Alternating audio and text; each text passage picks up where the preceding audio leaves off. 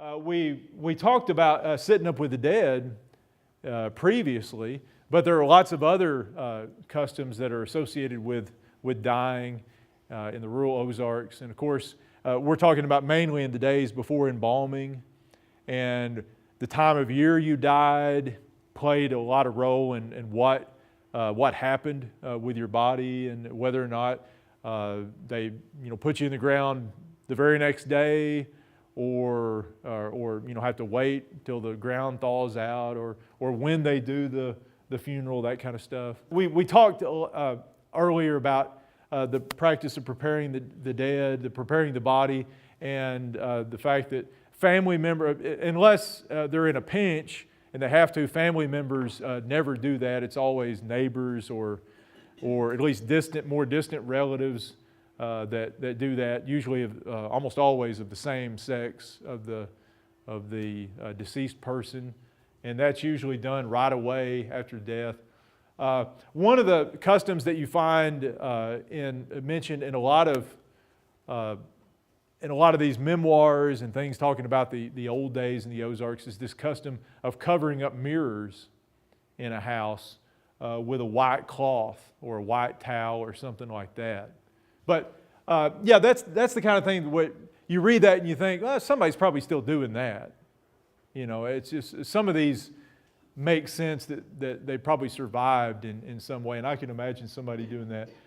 We talked about having the quick burials, but sometimes waiting for weeks or months, or maybe even until the next year to actually have the funeral. More of kind of like a memorial service, we would call it now. Some of these other folk traditions, folk customs, a rainy funeral means the soul is at rest. I've been to a couple rainy funerals, and but I guess it's just kind of fitting. It's almost fitting weather for a funeral, rainy, dreary day, and sort of fits that. Never leave the cemetery until the grave is covered. We pretty much all, disobey that one nowadays. It's pretty much the other way around now. You always leave the cemetery. It's almost considered a bad thing if you hang around until they start covering the grave. Nowadays, you don't want to see that. But back in those days, you waited until the grave was covered, when it was still done by hand, and it was probably family members or close neighbors who were actually doing the shoveling and covering it up. You waited till it was covered up, and that's when you left, and so it was considered a bad thing. It's interesting how things change over time, and now with the funeral home industry, the undertaker industry that has its own traditions and its own way of doing things. These funeral traditions, burial traditions have been kind of homogenized, and they're all done. The wake may be a little different. The way you conduct the funeral may be a little different, but the burial, I'm guessing, is pretty common for most people nowadays, and it's usually dictated by the people who are in charge of the body and the funeral home people.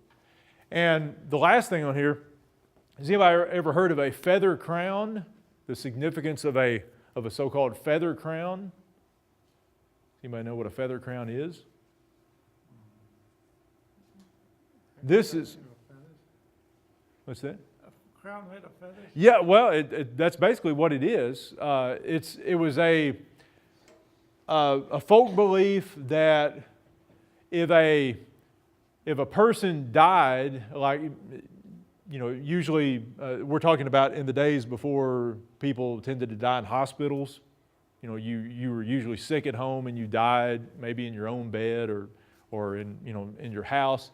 The idea was that after someone dies, you look inside the pillow that that their head was on, and if you find this is in the days of feather pillows. Most of us don't use feather pillows anymore either. But if you look inside the pillow and there's the feathers have kind of formed themselves into what looks like a crown, that's a sign that the person's soul went directly to heaven and that, everything's okay.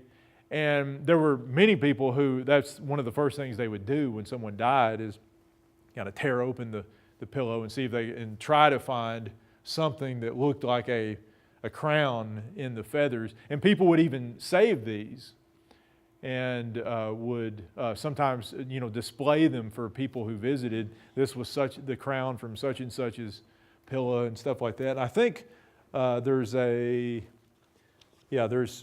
me read you just a little section here of Randolph where he talks about that. Let's see. When the bereaved family finds one of these feather crowns in the pillow of a relative who has just died, they are quite set up about it, sure that the dear departed has gone straight to heaven and is doing well there, as one old woman told me. The crown is taken out of the pillow with great care and displayed to all the neighbors. Sometimes there is a mention of it in the village paper as a sort of postscript appended to the obituary. Some families keep such a crown in a box for many years, and I have seen 2 crowns sealed up in a glass-topped case of polished walnut, which had been made especially for them. So this was an important custom for many people in the rural Ozarks, people that Vance Randolph came into contact with.